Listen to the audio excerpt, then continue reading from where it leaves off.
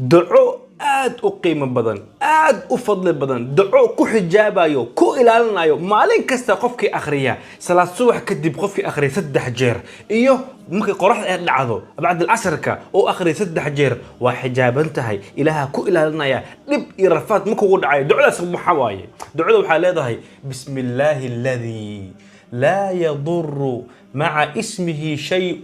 في الأرض ولا في السماء وهو السميع العليم بسم الله شيء لو بلا مقع الله وشيء عظيم وشيء سهل معا بسم الله مقع إله كبلاوي الذي لا يضر مقع إلهي أن نبدأ إيجا إيمانين نبدأ إيجا حجابايو نبقى كإما الدوم كان رول كان وحن نقطبه iyo dhibka ka imaado cirkaba roob iyo biyo iyo onkod iyo waxay qataba ilaahay ayaa ka magan galay wa huwa as-sami'ul 'alim ilaahna waa kii wax maqla waxana og Allahu akbar ducadan wallahi sira ay tahay maalin kasta akhriya 3 jeer subaxdii 3 jeer habeenkii